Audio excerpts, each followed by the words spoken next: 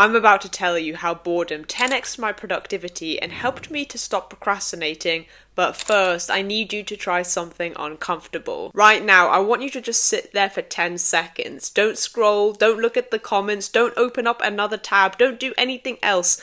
Just sit there for 10 seconds and exist.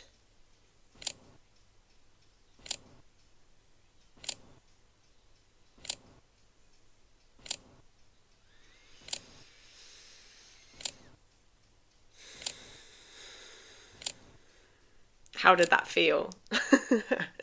Did you get the urge to click off the video? Did you get the urge to open up another video or open up a tab, or maybe you scroll to the comments? If you found that hard, well, that reaction is exactly why you can't get anything done, because your impulses are running the show. But here's the thing most people don't realize. The reason you aren't productive isn't because you lack willpower, but it's more of a brain chemistry problem. And once you understand what's really happening, it's quite easy to fix. So I'm going to walk you through the exact 3-stage framework that I used to rewire my brain and 10x my productivity. But first, you need to understand what's happening in your brain right now, because without this knowledge, these tactics won't make sense. So let's start with the science. Back in the caveman days, our ancestors had to walk for miles, hunt for food, go fishing in the cold, just so that they could survive. And as you can imagine, these tasks were hard and exhausting, and so our brains evolved to release dopamine in order to motivate us to pursue doing these difficult tasks, because we needed to survive. Think of dopamine as your brain's motivation fuel. It was designed to motivate you to pursue doing the difficult tasks that mattered. But here's the problem with today's society. We still have the same primal brain as we did thousands of years ago,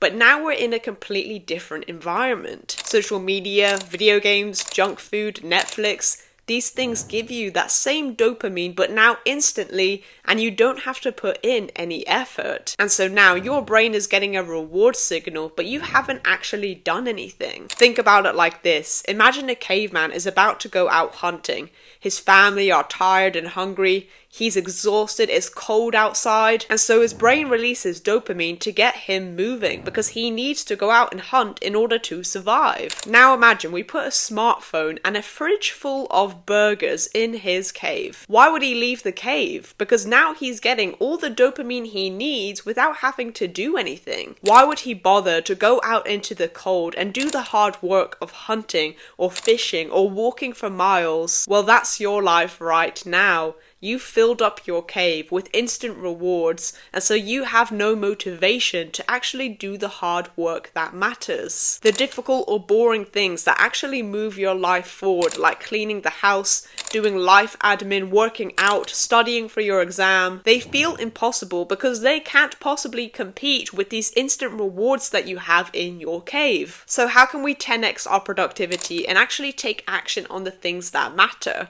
Well, we have to empty the cave and embrace boredom. Think about it. If you constantly give yourself the easy way out, you'll always avoid doing the hard things. But when you remove those instant rewards and you take them out of your cave, suddenly your brain starts looking for other things to do. And when there's nothing easily available, it actually becomes willing to do the hard stuff again. Your motivation starts to come back online. So here's the 3-stage framework I used to make this work. Stage 1, embrace boredom in the small moments. Are you waiting in the queue for something? Well, try and just stand there. Is there an advertisement on the TV? Well, don't grab your phone. Are you eating dinner by yourself? Well, try and eat it in silence without watching YouTube. And please, for the love of God, stop taking your phone to the toilet and going on it whilst you're peeing. You might feel that these moments feel a bit uncomfortable at first, and you'll start to notice how much you actually reach for your phone. And maybe your brain will scream at you to do something, but that discomfort is teaching your brain that boredom isn't something that you need to fix immediately. The thing is, right now, productive tasks feel hard and boring because your brain is comparing them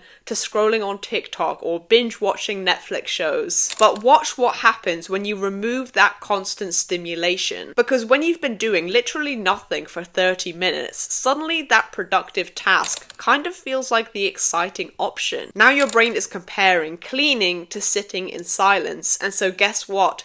Cleaning kinda seems interesting now. Writing that email is stimulating compared to just staring at a wall. Going to the gym is interesting compared to just doing nothing. Building up a business actually becomes fun compared to just pure boredom. This is the secret. You're not trying to make hard tasks more appealing. You need to make everything else less appealing so that these hard tasks become your brain's preferred source of stimulation. When the things that improve your life become the dopamine that your brain craves, that's when everything changes. Stage 2 is reframe boredom as productive, not wasteful. We've been taught that doing nothing is wasting time and that every moment needs to be productive or filled with something. But the person who can sit there and do nothing is way more powerful than the person who can't. Why? Because most people are a slave to their own impulses. They feel bored, they grab their phone. They feel anxious, they scroll. They feel uncomfortable, they distract. And so they're not really in control, but they're reacting to their emotions. But when you can sit with boredom and feel that uncomfortable urge but don't give in, you're training something much deeper than productivity. You're training your self-control and building real discipline. And now you have the ability to choose your actions instead of being pulled around by every impulse. Every time you give in to check your phone, you're practicing the habit of reacting. You're teaching your brain that discomfort equals immediate escape. But every time you sit with your boredom, you are teaching yourself that I can sit with this uncomfortable emotion and I don't need to fix it right now. And that skill transfers to literally everything else in your life. Are you working on a project that's challenging?